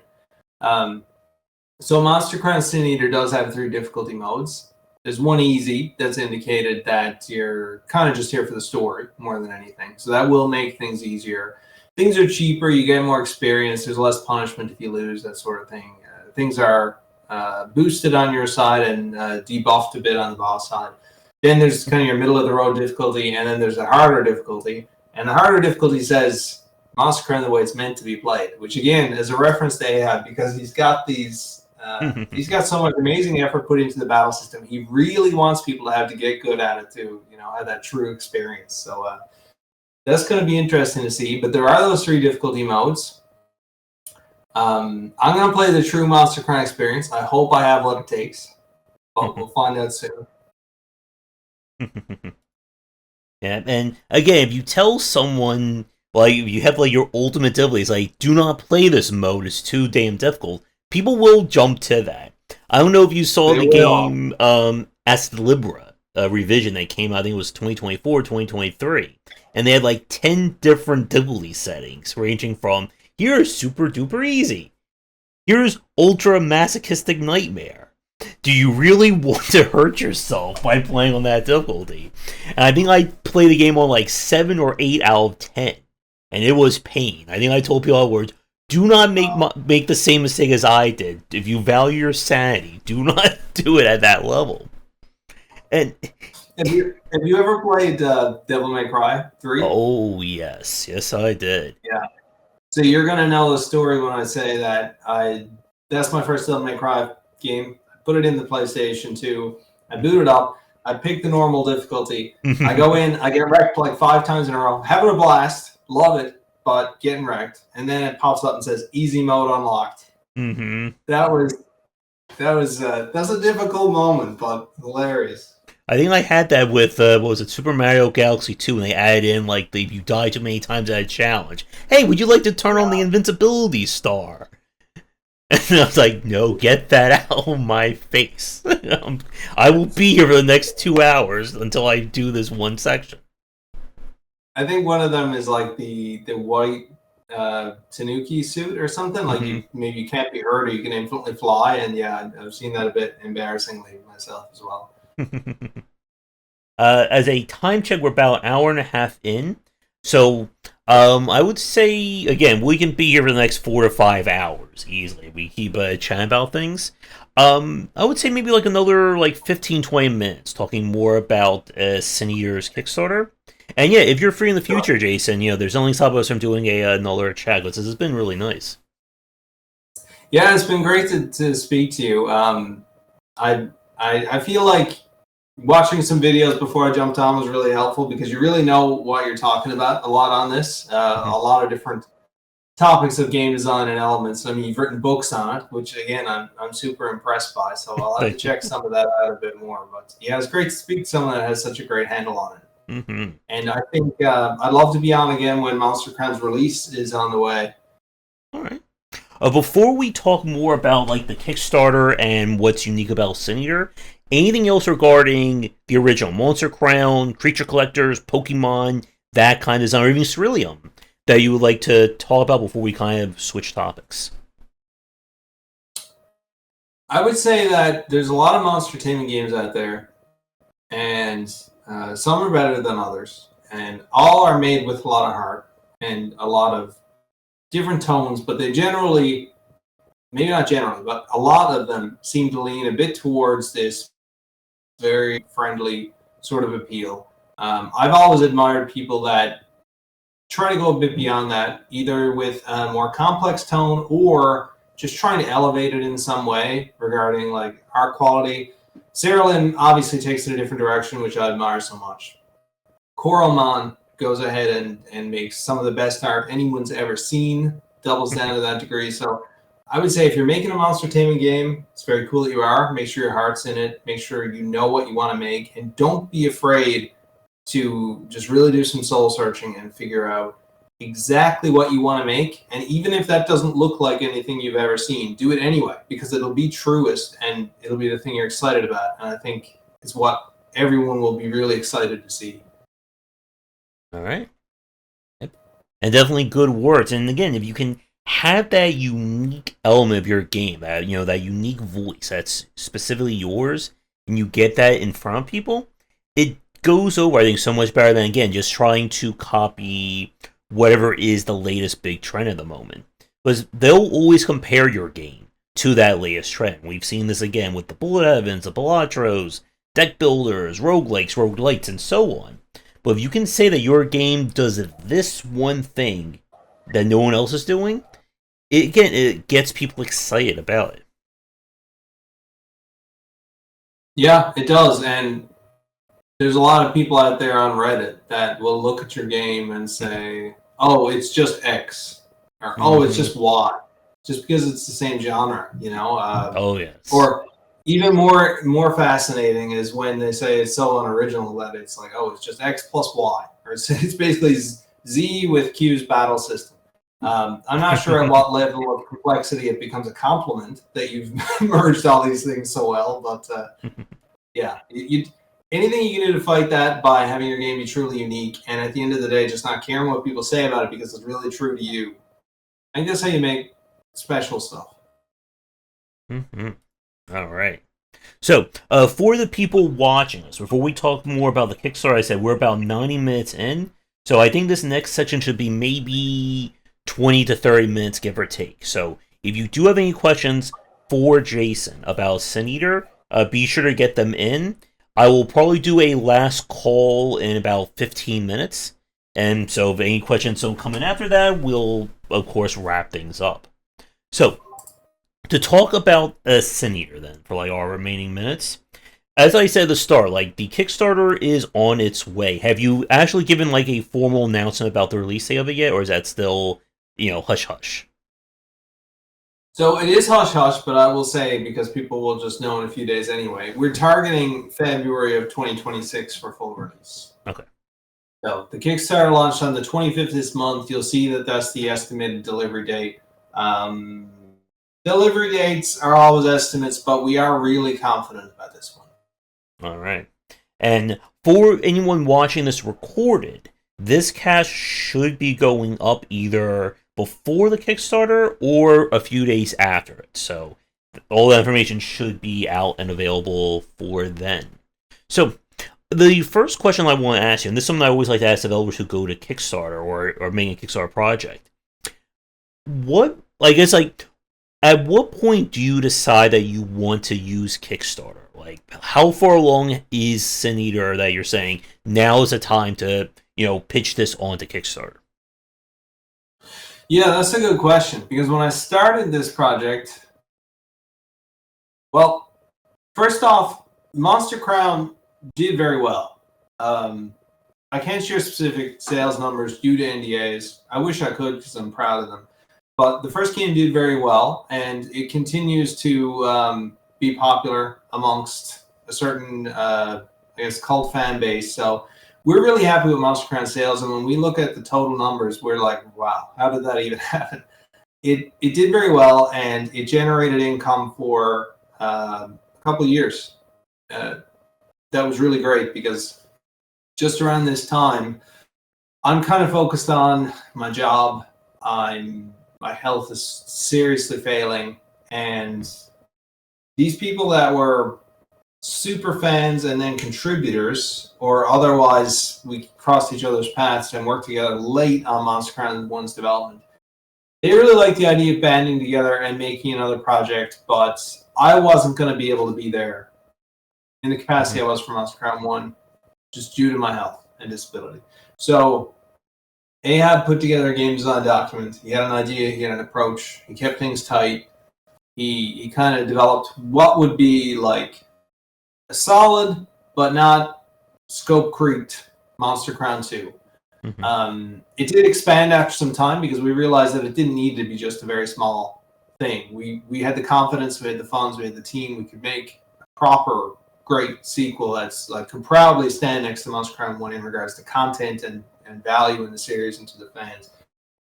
So all those funds that are coming in from the first game, through royalties, that sort of thing, they got paid out to the team to make Monster Crown 2. Everything was great. We had no plans of making a Kickstarter, and we had zero interest in ever doing early access. Things looked clear leading up to the eventual release. What ended up happening is that as we were working this out, working with the new team, things generally stayed pretty well on schedule, and it was a pretty well-oiled machine, but indie game sales go up and down. It depends on the time. So there was times that we were kind of stretched to pay people. Sometimes it was a bit more comfortable. And as time went on, with the long tail, they call it, of sales, things got more and more difficult. So I'm really proud that we invested all that into developing a sequel. It's a move I feel really good about. I think it was the right thing to do. But we do need additional funds to continue to pay the team, because they put in the time and the effort, and they've got the skills, and they deserve to be compensated for their time. And they definitely have given me a great rate for what their skills are truly worth, because they do believe in this project, and we're a team that is a bit, we love working together, and we hope it lasts a long time. Everyone likes everyone. It's a great environment. So we want to make this happen. So to fund the last 5 to 7 months of development, we're running this Kickstarter to generate the funds for that, and it's literally just to push us through that last chapter of development. So it's basically exactly enough that we're asking for to pay the team and take care of like the Kickstarter fees, taxes, that sort of thing, to lead us up to release. We are not going to be doing any early access. I did that for the first game out of necessity as well. But yeah. So it wasn't originally in the plan to do a Kickstarter. I know a lot of groups now, they have money. They use Kickstarter as an advertising stint. They spend, $8,000 on ads Maybe if you can do that, you don't really need a Kickstarter. Maybe. I mean, who am I to say? But yeah, Kickstarter is very legitimate for us to help fund that last period of development and deliver the full game. So that's where we are. All right. So you say you've been working on Senior for like 6 to 8 months. Is that like the total development, or has it been longer in terms of like the overall building of it? Yeah, so we didn't want to announce Sin Eater early on because I was still working on some patches for Monster Crown 1, and it was difficult to explain to people that I wasn't working on Monster Crown 2 other than just oversight and I guess producer level stuff, making sure we stayed on time, making sure the team got paid, we hit our goals, but I wasn't doing hands-on work. So it was difficult to talk about revealing Monster Crown 2, or Monster Crown Sin Eater, I should say, alongside the work going on Monster Crown 1 because it looked like I was ditching the previous game. So we wanted to wait long enough till it made sense, and we delivered a lot of great updates that offered a lot of bug fixes, optimization, free DLC to the first game, and it finally became time to announce this project. The team was super excited to talk about it because we've been at this now pretty much 2 years. So it hasn't been 6 to 8 months, it's been 2 years of development. We built the game from scratch. No code reuse, no asset reuse from the first game. And it's just a matter now of finishing up development. So that's what the funds are used for. So about 2 years of development, and the team spends a lot of time working directly on the code. I'm involved more as like a manager, oversight, paying the bills, producer, that kind of thing, sort of role. All right. And for like new people watching this, either live or recorded, anything that's like different or unique for Sin Eater that wasn't in the first game? Yeah, so Sin Eater is like, it's a whole new story and a whole new world. The world's bigger than Monster Crown 1's world, which is kind of impressive because Monster Crown 1 had a whole second continent that we kept secret, just so it was a surprise for the super fans. Like, it basically doubled the size of the game's world. So this game is even bigger. It's got a huge art upgrade. It's got a lot of, it's got a better written story, a much more interesting and mature story. And I don't mean that in a violent sort of way, but just the themes it deals with and how it's delivered. Because some of my delivery in the first game, it didn't do justice, I guess, to some of the themes. And I'm not a professional writer. I haven't written any books, not even one, unlike you. So yeah, I'm not really on that caliber. But it's also like a greatest hits of Monster Crown 1. So all the high points you remember from Monster Crown 1 of special monsters, taming things, unlocking breeding, fusion, all those sorts of goodies and classic parts of Monster Crown are here, and better than ever. The game runs super smooth. We've got a great development pipeline. Everything about Monster Crown 2 is what I was hoping Monster Crown 1 would be. And I think if I'm to pick out one thing other than just the huge upgrade everything is for people to enjoy, it would probably be the story. Okay.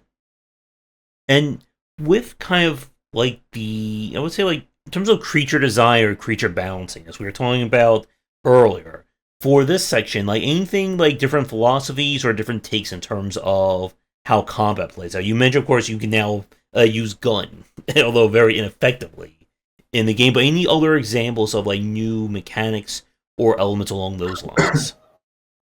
Yeah, so the first game had this synergy system, and it was basically like a gameplay abstraction of coordinating a team. So like if you imagine that your monsters were like dogs or a lion tamer, and you coordinate the group to work together collaboratively in battle, that synergy of you all working together builds up the synergy meter. If that got to the top, your monster crown will be crowned. Your monster will be crowned, and it would transform into this powered up form just for the duration of the battle. So that mechanic is present, but even better. And you can now actually crown individual moves. So you don't need to wait until your synergy bar is charged up all the way. You can kind of digest some of it to power up a move or upgrade a move, get buffs, that sort of thing. The whole balance of the game with how monsters level up, how the different types work together, what's super effective, what moves do, status conditions, totally revamped. So you look at a few seconds of the gameplay, it looks similar to Monster Crowd 1, where you've got a guy on each side, the two guys battling genre, and you switch out and play. But when you get into the deep parts of it, it's very exciting. And I just today saw a video of a streamer about 15 minutes into the game start to take a really strong interest in the attacks, the traits, how they move together. So that gave me the confidence to say that, it's a whole new level. People are going to be excited about it. It's clearer. It's a lot of fun, a lot more strategy for players. In terms of, I guess, like supporting the game, like beyond like the release, you say, of course, you put out multiple expansions and DLC or like content for Monster Ground 1. Are there any plans of doing something similar for the second game? Yeah, so the first game, the Kickstarter did great, and we reached many stretch goals that we ended up delivering, and usually bigger, more fully featured versions of what we promised. There was no DLC plan for the first one until after release. It was something that I just wanted to do to give back to the fans. Now I'm getting into the secret content that the team might say we should keep secret, but there will be an expansion as a stretch goal. Okay. So if Kickstarter does well, there will be a considerable free DLC expansion. And I'm not sure if maybe the game philosophy side of this more than me. I've always heard the term free DLC, and I keep calling these things DLC. They're really just expansions. But it seems like it confuses a lot of people that they think I'm like selling a package with it. They're really just expansions or patches. It's got a lot more content, but I call them DLC.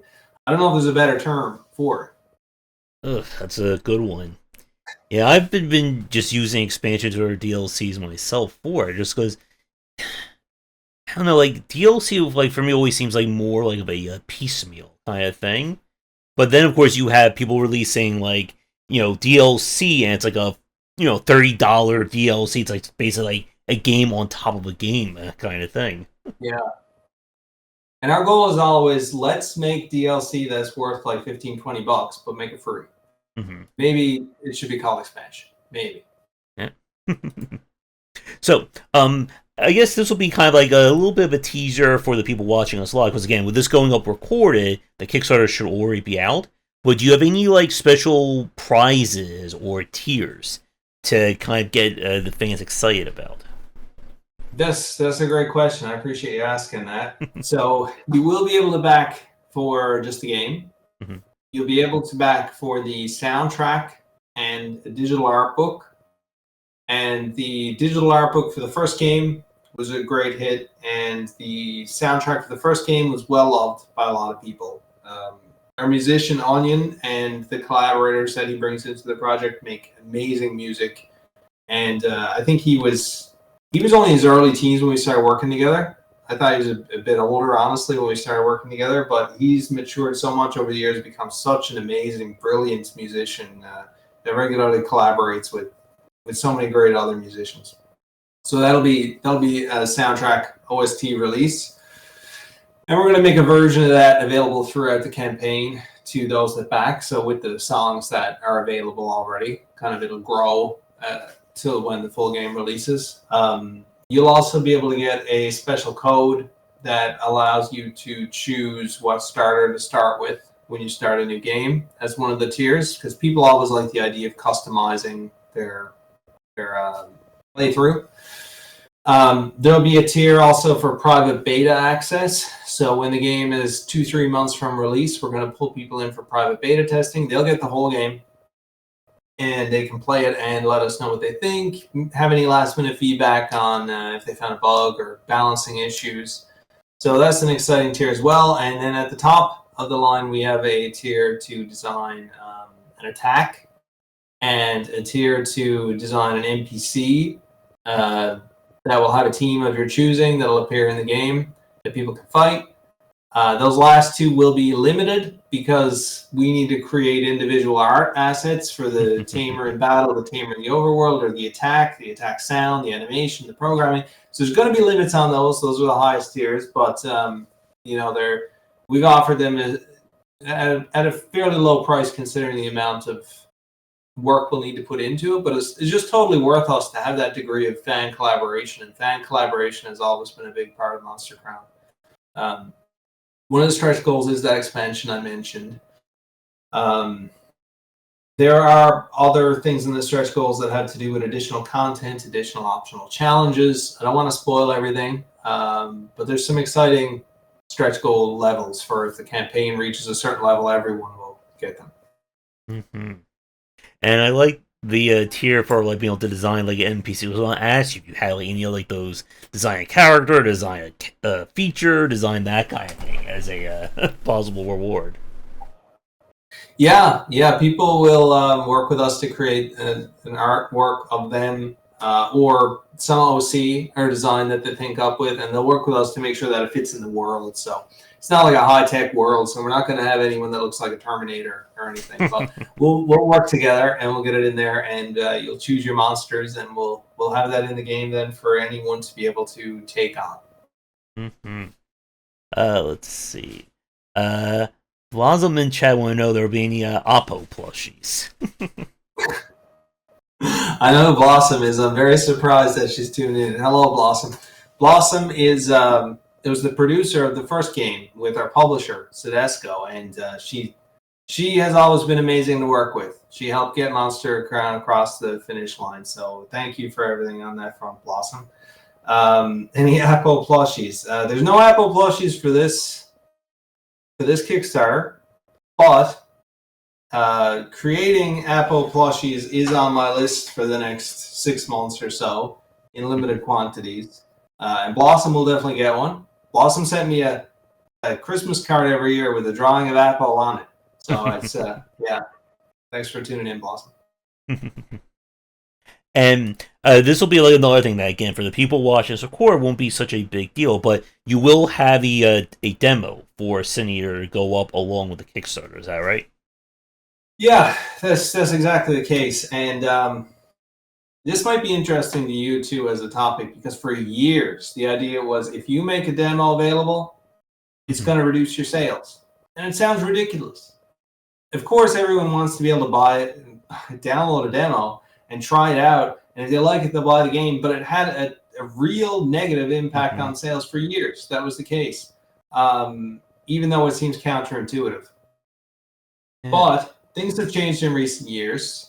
Demos are starting to become something that can lead to a lot of people understanding and trying out your game. And for us, it was really important because the first game released not in a polished state that we wanted it to. As I mentioned, I had to work on bug fixes after release. My own failing health led to it. So right now, we're all about rebuilding people's trust and ensuring that when they look at Monster Crown, they know it's going to be a positive experience for them when it runs smoothly. And even our biggest critics have said, there's an amazing game under here. We just need to be able to enjoy it the way that is free. We can freely get in there and we can play, and you're not held back by little glitches and that sort of thing. So the Sin Eater demo is a big piece of that. A casual player is going to get a couple hours out of Sin Eater demo, maybe a few more. Anyone that's a hardcore player that wants to tame every monster, get every hybrid, create really perfect battle synergies, explore the deep crypts and the secrets, I wouldn't be surprised if they get 8+, maybe 12 hours out of the game for sure. So it's a totally free piece of content. Anyone in the world can download it. It launches on our Steam page the same day as Kickstarter. If you like it, we'd love to see your support on Kickstarter to help us make it happen. But you do not need to back the Kickstarter to get the demo. Anyone on Earth can go to the Steam page and hit download. And yeah, I guess the first one, before I forget, about demos not being popular. Yeah, I always disagree with that. I felt demos were a strong advertising front, but I think there's that case of a bad demo is worse than no demo at all for a lot of people. Because I've played bad demos before. I've played a lot of bad demos, but the rise of the festival angle from Steam, I think it's done a good way of promoting.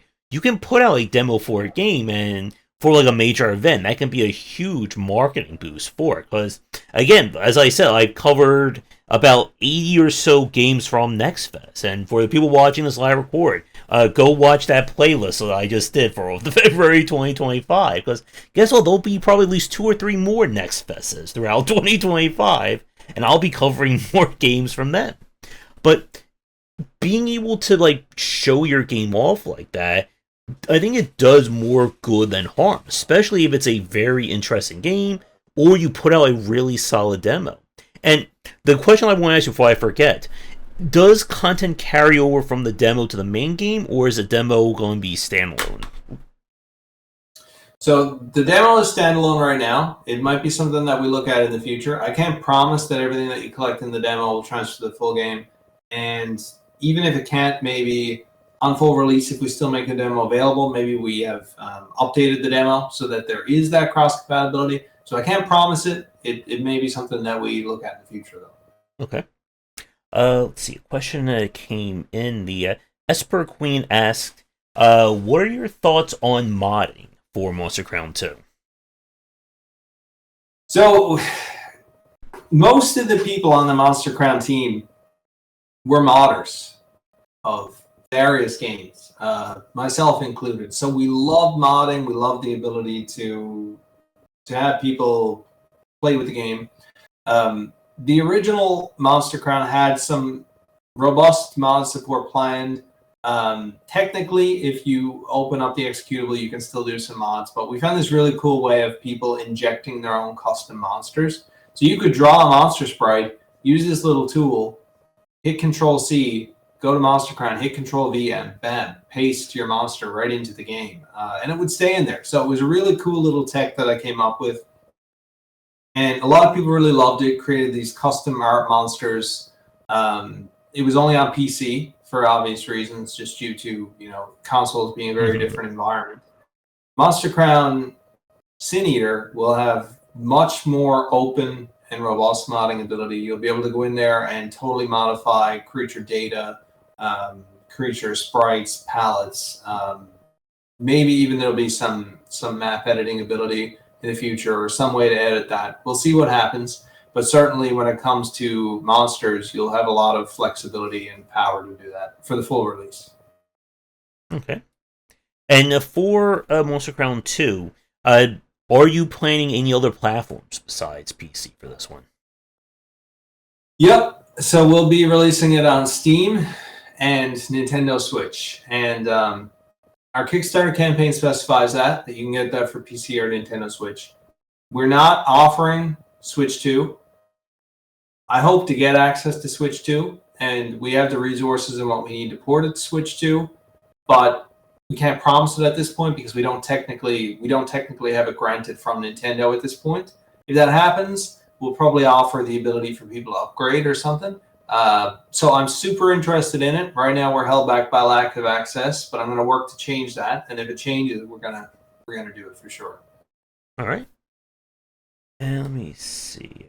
About at 2 hours. I guess anything like from like the Kickstarter itself, whether it's a reward or otherwise, like anything like strange or unusual or something like interesting, like the fans would be curious to hear about from it.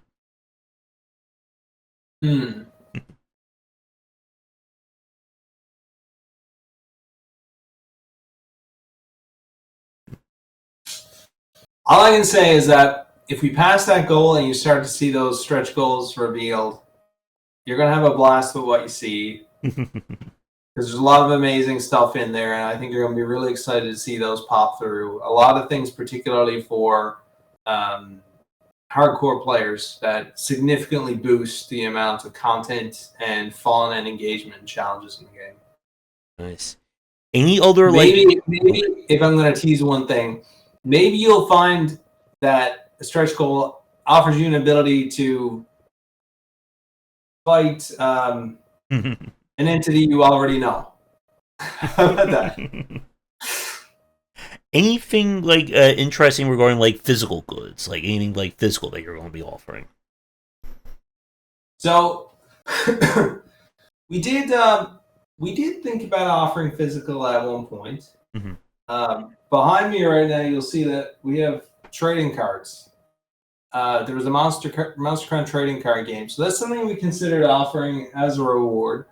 But it's not directly linked to Monster Crown Sin Eater, and maybe we'll make Monster Crown Sin Eater specific products in the future. We'll see what happens. So right now there aren't any physical rewards, but equivalent, I think, is being able to add your own content to the game. And if anyone would like to pick up Monster Crown trading cards, they are available on our website if you want to give that a whirl. All right. Christopher Silva says it will be an Ouya port, or Ouya. I forget how to pronounce that one. Ouya. Yeah, we're gonna go with Ouya Vita. I think I'm gonna port it to Xbox One, but like as a Windows EXE. You know what I mean? Mm-hmm. And put it onto the hard drive. You could do the TurboGrafx. Maybe we'll release a build that you can only load using the Phantasy Star Online exploit for GameCube to load it over LAN or something like that. Yeah, that'd be fun. I think I have my old PSO disc somewhere around here. I could try that. You're gonna need it. You're gonna need it. I'm trying to think there's anything else really fast. Oh yeah, to your point about having like really good stretch goals, that reminded me a lot of when I backed Planetary Annihilation. They just had like that was like the second or third really big like video game success on Kickstarter, and they just had like just so many like crazy rewards that really got people excited. So glad to hear that there will be some teasers for the fans for it. Yeah, for sure. There's we know what the diehard Monster Crown fans like, and we know what they spend their time doing. So a lot of the stretch goals have been catered to the sort of thing that we already see them going back to with Monster Crown 1 even years later. Right. Let's see. Lucas Prince asks, what are you most excited for Sin Eater? It's weird, and I thought maybe anyone would like this, but maybe it's more just a me thing. But when I see boxes, so like it's a storage system, like similar to the Pokemon box system, where you can store all your monsters, and people store them in there from breeding projects, and you got page after page after page after page. If each page could hold 30 monsters, then there's fans that have 50, 60, 80 pages of monsters. When I see screenshots of people's box systems like that, you can see how much time they've spent with the game, how much they've enjoyed it, how much work they put in to make a creature that's truly unique and truly theirs, and you can see all the different colors. It's like a rainbow or a box of candy. And seeing those screenshots, I don't know why, they make me just so incredibly happy. We posted one to Twitter and Blue Sky just last night, so with Monster Crown Sin Eater, I will see more people than ever do that because the game is going to be even better, polished. It's going to be a blast, and it'll be available for free just next week. So I've got a ton of pictures of people's custom creations coming my way. And I always joke that back in 2017, I wanted to see pixel monsters online. And somehow by making this game, my secret motive all along was just to have a constant screen with pixel monster screenshots. And now I've accomplished it by this. So it never gets old. Never gets old. I'm very excited. All right. So, final question for you for tonight before you go to wrap things up. Anything else that we haven't mentioned yet about the design, the Kickstarter, creature collectors, anything that's like kind of like in the back of your mind that you'd like to talk about before we say goodnight? So I know everyone's going to have a blast that tries the game. I greatly appreciate everyone working with us and showing interest this week and next on helping to cover the game, like yourself.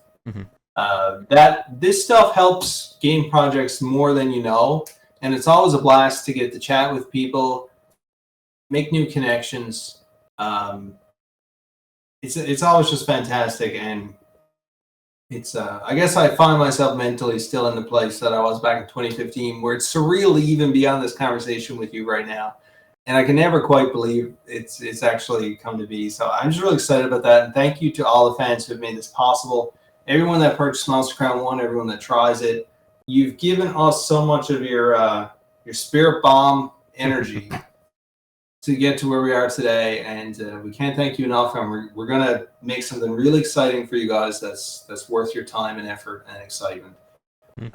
Yeah. So if you have any questions from the chat, I'm happy to answer them. Otherwise, that's all she wrote of me. All right. So chat. any super last minute final few second questions before we say goodnight? I was also going to ask you if you had anything to say to the fans. I think that's a really nice sentiment to end on. But Yeah. for the chat, anything final before we say goodbye? And again, for the people watching this recorded, the Kickstarter should already be up, so be sure to check things out there. As soon as I start going my route, we'll get like 20 different questions. I can feel it happening. But as I said earlier, Jason, if you are free in the future, again, I can. You already know that I can chat endlessly about this kind of stuff. So definitely feel to reach out if you're up to it, and we can have you back on. When's your new book out? Ooh, the Metroidvania one I think is due out. Oh, I'm still editing it now, so probably by the end of 2025. The casual book is to be determined because I have literally not written one word about it yet. Out of all your books, and I'm sure it's difficult to choose. It's probably like choosing a favorite child, I guess. But what of your previous books do you recommend most? Ooh. I'm turning this around, by the way. I'm taking over. I'm interviewing you now. I think some of my later ones, like first person shooter, strategy, are probably some of the just because I've gotten more accustomed to writing. I still, even though platformers and horror, like two of my favorite genres, I think I didn't do them good. Or I didn't do a good enough justice to them with the first two ones because I was still new to writing. Now I can go even more into them. I've been getting more into like writing about UI UX, so it's gotten a lot more about that. But I'll put a link to. This is where you can find all the books from the publisher. They are available here, there, everywhere. Again, I do a horrible job of promoting myself, so any one who can shout things out, I would definitely appreciate it. And Sure. yeah, so I think that is going to do it. So for everyone watching this live or recorded, thank you so much for tuning in. If you're interested more in my thoughts on game design, like indie games, just want to hear me ramble about video games, be sure to do the YouTubing stuff. We have a Discord link down below. Buy as many copies of the books as there are creature combinations in Monster Crown. That would be really nice for me if you want to do that. That would help me out quite a bit.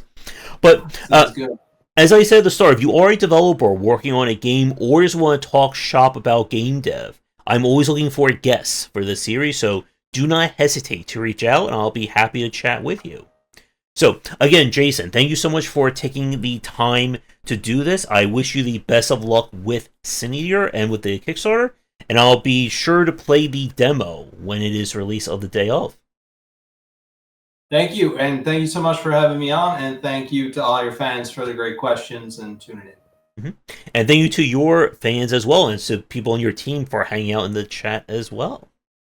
So, everyone, that will do it for our chat. So be sure to come back for daily discussions on game design here and on Game Wisdom, where some of the art and science of games. Have a great night, and we'll hopefully see you all again real soon. But until then, take care. Thanks, everyone.